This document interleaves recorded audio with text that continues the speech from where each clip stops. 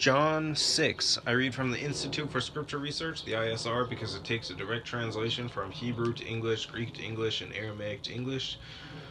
Yah is the Elohim of the heavens and the earth, the first and the last and the only, and he's an extremely jealous El. He's so jealous that he doesn't even want the names of idols or mighty ones to come to our lips. And the letter J is only about 600 years old, while the son of Elohim, Yehoshua, died on a stake for the sins of all of humanity over 2,000 years ago. In a direct translation from Hebrew to English, Yehoshua is Joshua, and I strongly believe that the son of Elohim's name, Yehoshua, means YahWeh is salvation, and YahWeh, Yah is short for Yahweh, Yahweh, Yod-He, Vav-He. It's like saying Dan, Daniel, Daniel with an E. What is the difference and does matters when people say that Phil, Bob, Sam, and Aaron are the same name, because no, they're not, and no one in their right mind would ever believe that. And only a fool would believe that a hammer could force its creator to do anything. Excuse me. 6. After this, Yehoshua went away to the other side of the Sea of Galilee, that is, Lake Kinnereth. Lake is how you would spell lake, L-A-K-E, and then Kinnereth is K-I-N-N-E-R-E-T-H. And a large crowd was following him because they saw his signs which he did on those who were sick. And Yehoshua went up on a mountain, and there he sat down with his taught ones, and Pesach was near, the festival of the Yehudim. Pesach is Passover. Excuse me. Passover is when the spirit of Elohim passed over Mitzrayim, which is Egypt, and killed all the firstborns who didn't have the blood of the lamb across the door, which, by the way, is a sign. The blood of a lamb is what they wanted.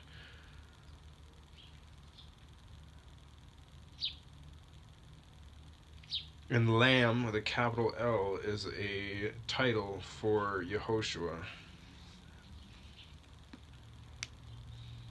Another prophecy as to what was going to come. Anyways. Then Yehoshua, lifting up his eyes and seeing a large crowd coming toward him, said to Philip, Philip, where shall we buy bread for them to eat?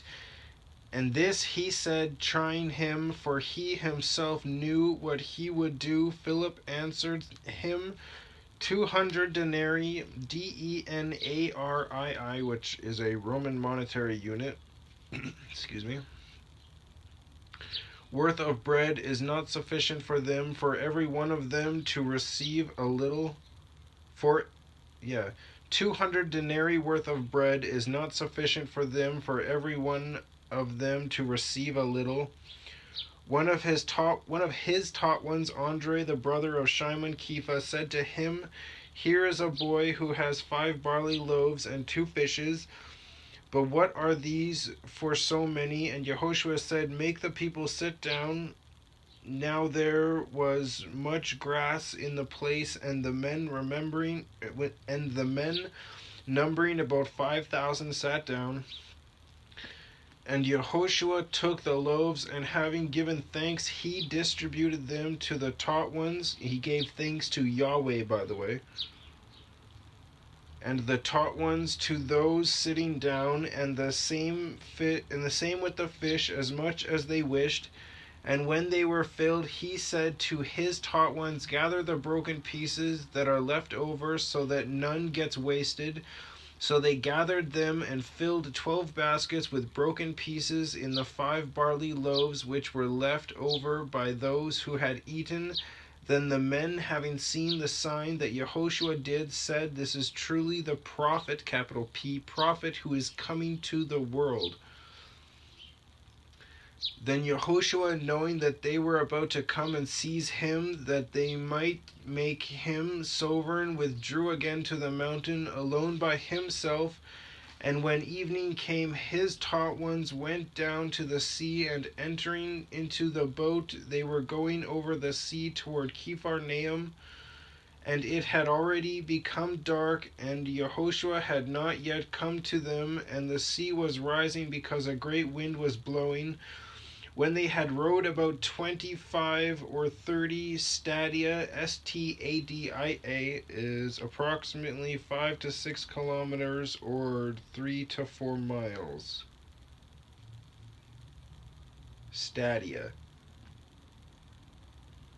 So a stadia is 5 to 6 kilometers or 3 to 4 miles. And they went 25 to 30. That's cool. They saw Yehoshua walking on the sea and coming near the boat, and they were afraid. And he said to them, "It is I, do not be afraid." They wished therefore to take him into the boat, and at once the boat was at the land where they were going. On the next day the crowd that was standing on the other side of the sea saw that there was no other boat there except that one into which his taught ones had entered, and that Yehoshua had not entered the boat with his taught ones, but his taught ones went away alone. But the other boats came from Kinnereth, near the place where they ate bread after the master had given thanks. Therefore, when the crowd saw that Yehoshua was not there, nor his taught ones, they themselves also entered into the boats and came to Kepharnaum, seeking Yehoshua. I also want to point out, I can't remember which one it was, but they said, "If it is you, call out to me, and I'll come to you," like walking on water. And he did, and he was walking on water for a little bit, but then he grew doubt, and he started to sink. And Yehoshua pulled him out of the water, and they were on the boat. Yeah. I'm not sure if he'll touch down on that. But again, just the reason why I say that is because, like the other one where one of the robbers rebuked the other robber and asked for forgiveness, but it was only heard, or like it was only put in there by one person. The other person chose not to put that in there, or didn't hear that part of the story that was being told to them, because neither of them were actually there at the staking. And so yeah, they both heard it from someone else. As a third party, they wrote it. And there's another part of it like that.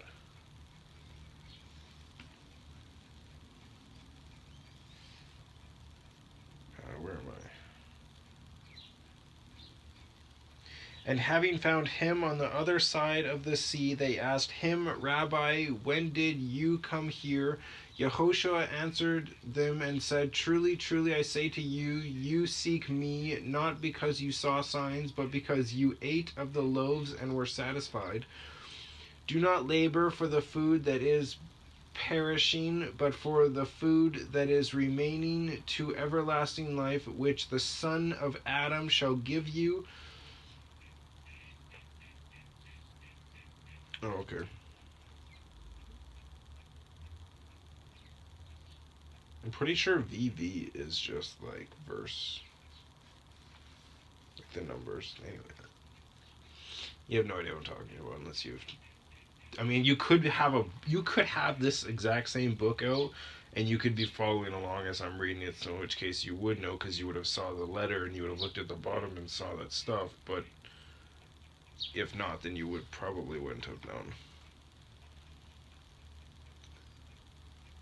"Which the Son of Adam shall give you, for the Father Elohim has set his seal on him." So they said to him, "What should we do to work the works of Elohim?" Yehoshua answered and said to them, "This is the work of Elohim, that you believe in him whom he sent."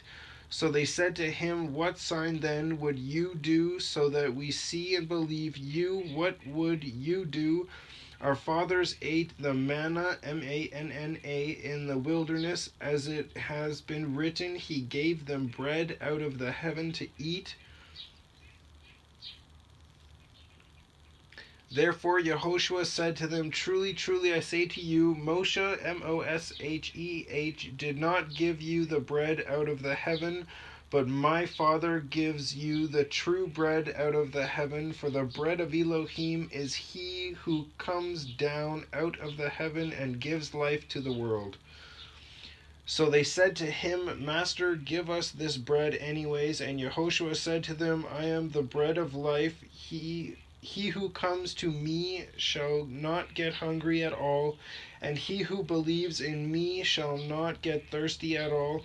But I say to you that you have seen me and still do not believe. All that the Father gives me shall come to me, and the one who comes to me I shall by no means cast out, because I have come down out of the heaven not to do my own desire, but the desire of him who sent me. This is the desire of the Father who sent me, that all he has given me I should not lose of it, but should raise it in the last day. And this is the desire of him who sent me, that everyone who sees the Son and believes in him should possess everlasting life, and I shall raise him up in the last day. Therefore the Yehudim were grumbling against him, because he said, I am the bread which came down out of the heaven. And they said, Is not this Yehoshua the son of Joseph, Yose with a half a check mark PH, whose father and mother we know? How is it then that he says, I have come down out of the heaven? Then Yehoshua answered and said to them, Do not grumble with one another. No one is able to come to me unless the Father who sent me draws him, and I shall raise him up in the last day. It has been written in the prophets, and they shall all be taught by YahWeh. It says that in Isaiah 54:13 and Jeremiah 31:34.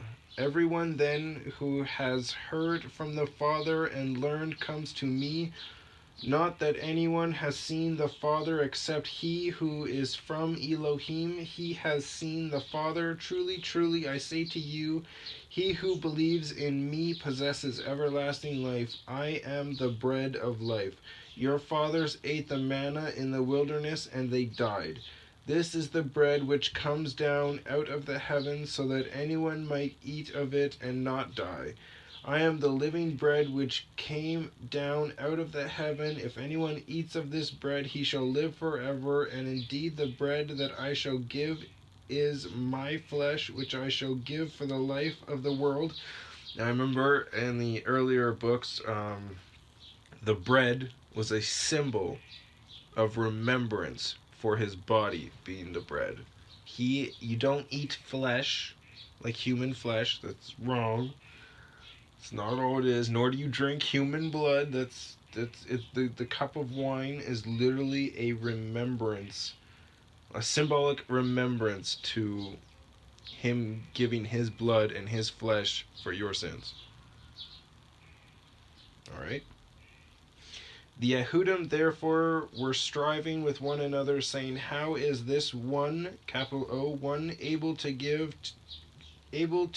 us his flesh to eat? And they don't take it as they take it as such a literal thing rather than just being a symbol for something. I'm not sure if you've been paying attention to what I've been reading, but it seems like a lot of things are literally symbols for other things. Yehoshua therefore said to them, Truly, truly, I say to you, unless you eat the flesh of the son of Adam and drink his blood, you possess no life in yourselves. He who eats my flesh and drinks my blood possesses everlasting life, and I shall raise him up in the last day. For my flesh is truly food, and my blood is truly drink. He who eats my flesh and drinks my blood stays in me, and I in him, as the living Father sent me, and I live because of the Father. So he who feeds on me shall live because of me. This is the bread which came down out of the heaven, not as your fathers ate the manna and died. He who eats this bread shall live forever. He said this in a congregation teaching in Kepharnaum. Therefore many of his taught ones, having heard, said, This word is hard, who is able to hear it? But Yehoshua, knowing within himself that his taught ones were grumbling about this, said to them, Does this make you stumble? What if you see the son of Adam going up where he was before? It is the spirit that gives life. The flesh does not profit at all. The words that I speak to you are spirit and are life.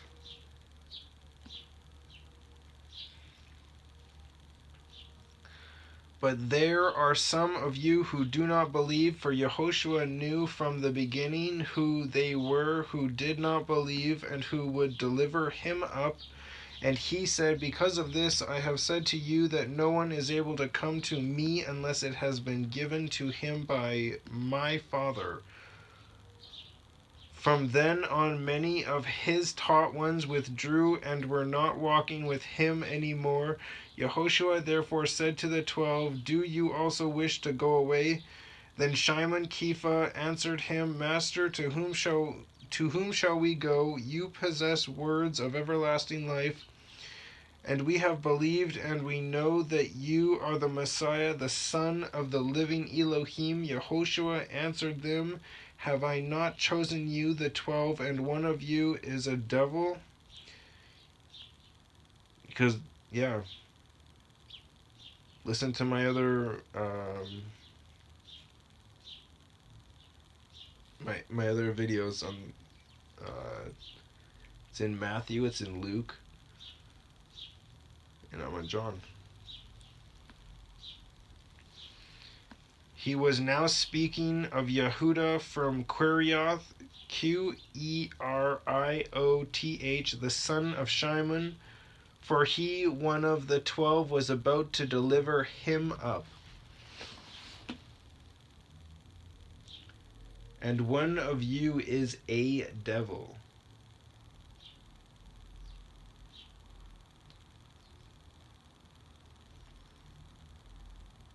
Giving up someone who's truly innocent for money makes you a devil.